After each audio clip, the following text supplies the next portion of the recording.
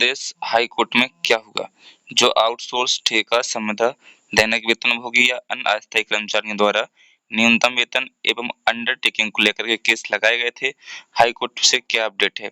इस तमाम कमेंट काफी दिनों से आ रहे हैं, 5-6 दिन से लगातार हमें कमेंट बॉक्स में कमेंट मिल रहे हैं कि सर हमें न्यूनतम वेतन और जो अंडरटेकिंग का हाई कोर्ट में फैसला था या जो केस लगे थे उन केसों का क्या होगा है। तो आज का पूरा वीडियो इसी के संबंध में है। इसके संबंध में आज को हम बताएंगे क्या हाई कोर्ट में होगा और क्या आगे हाई कोर्ट में सुनवाई लगी है। तो साथियों, खबर शुरू करने से पहले यदि चैनल पे नए चैनल को सब्सक्राइब जरूर करिएगा। सबसे पहले बात करते हैं न्यूनतम वेतन की जो खबर है हाई कोर्ट से। तो यहाँ पर WP आपको पता है कि WP जो नंबर है हमारा 10,772 आप स्क्रीन पर देख पा होंगे। Rate petition number 10,772/2024। इसका जो केस है 19/4/2024 को लगाया गया था, लेकिन इसकी सुनवाई की बात करें तो हाई कोर्ट और सरकार और श्रम विभाग ने इस केस को बिल्कुल ठंडे बस्ते में डाल दिया है, क्योंकि हाई कोर्ट ने स्पष्ट आदेश दिए थे कि श्रम विभाग जो कंपनीज हैं, जो 3 कंपनियों ने केस लगाए थे अलग-अलग करके, और जो सरकार है वो मिलकर के अपना इस फॉर्मूले को तैयार करें और न्यूनतम वेतन आउटसोर्स ठेका दैनिक वेतनभोगी कर्मचारियों को दें। इसलिए इस केस को ठंडे बस्ते में डाल दिया गया है। ना इसमें कोई आगे डेट शो हो रही है, ना इस पे कोई सुनवाई हो रही है, ना केस लिस्टेड हो रहा है। तो ये न्यूनतम वेतन की जो है केस की सुनवाई है, इस पे कोई अभी तक कुछ कार्रवाई नहीं हुई है। आप देख पा रहे होंगे, मैं आपको लिस्टिंग के ऑप्शन पे भी दिखा दूं। यहाँ पे देखिए आप 14/10/2024 को ये लिस्ट हुआ था। उसके बाद यहाँ पर कोई सुनवाई नहीं हुई है, ना इस केस के बारे में कुछ जानकारी अभी तक अपडेट आई है, क्योंकि ताज़ा अपडेट होती तो हम आपको बताते ज़रूर।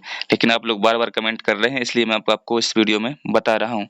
तो कोई अपडेट नहीं हाई कोर्ट से, सब सरकार और श्रम विभाग के ऊपर सरकार ने छोड़ दिया है और हाई कोर्ट ने भी सरकार के ऊपर छोड़ा है। जब सरकार पूरा डाटा पेश करके उसके लागू कर देगी, उसके बाद ही कुछ होना संभव है।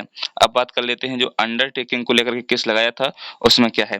आपको बता दें कि जो न्यूनतम वेतन के लिए 4 केस लगाए थे, 4 केस अलग-अलग कंपनियों ने लगाए थे, है ना? पहला case 10,772 Madhya Pradesh textiles mills association. आप लोग ज़्यादा भ्रमित ना हों, कई यूट्यूबर्स आपको बता रहे हैं कि ये केस अलग-अलग लगाए थे, लेकिन इसमें इन चारों केसों को मर्ज कर दिया गया था। ये आप स्क्रीन पर देख पा रहे होंगे, देखिए। इसमें मेन केस 10,772 बनाया गया था, क्योंकि हाई कोर्ट हो या सुप्रीम कोर्ट, जो पहले केस लगाया जाता है या उसके संबंध में अन्य जो केस होते हैं, उन सभी केसों को एक केस के साथ मिला लिया जाता है ना?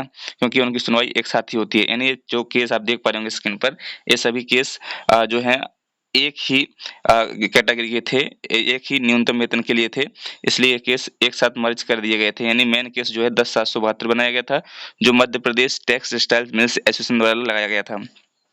दूसरा केस जो 9401 है, इसे पीथमपुर ने लगाया था, इसलिए पीथमपुर का केस इसी में मर्ज था। 11,921 है ना, एक केस उज्जैन की कंपनी ने लगाया था, जो क्रेस्टिवल थ्रस्ट हॉस्पिटल है इसके द्वारा, तो ये भी इसी में मर्ज है। और 12,606 जो एक केस है association of industries Madhya Pradesh through security turns Vyas. तो इस प्रकार से चारों केस एक ही केस हैं। तो इसमें आप नो टेंशन, ना घबराएं, इसमें कहीं कुछ होने वाला है नहीं अभी, कोई अपडेट है नहीं है, क्योंकि सरकार और श्रम विभाग और जो कंपनियों के ऊपर छोड़ दिया गया है केस, है ना? इसके बाद करते हैं अंडरटेकिंग की बात।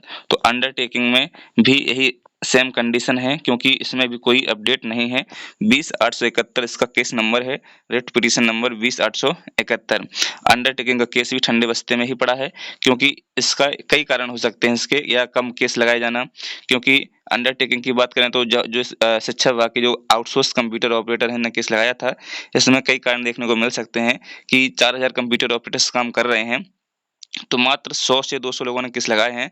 तो इसके कारण ही इसको ठंडे बस्ते में डाल दिया गया हो सकता है। कारण इसके कई हो सकते हैं, लेकिन जहाँ तक मेरा मानना है, क्योंकि इसमें ज़्यादा केस होते तो हाई कोर्ट या सरकार इस बारे में सुनवाई करती, लेकिन 4,000 लोगों में से यदि 200 को दिक्कत है तो इसमें ज़्यादा सुनवाई नहीं होती है। अधिकतर लोग केस लगाते तो निश्चित रूप से कुछ न कुछ इसका जो है सॉल्यूशन निकलता। तो ये केस के बारे में जानकारी थी, और जो केस हैं इसमें अंडरटेकिंग को लेकर के अभी तक इसमें सिर्फ 2 ही केस दिखाई दे रहे हैं। एक संदीप श्रीवास्तव WP 20,871, इस केस को मेन केस बनाया गया है, क्योंकि एक केस सबसे पहले लगाया गया था।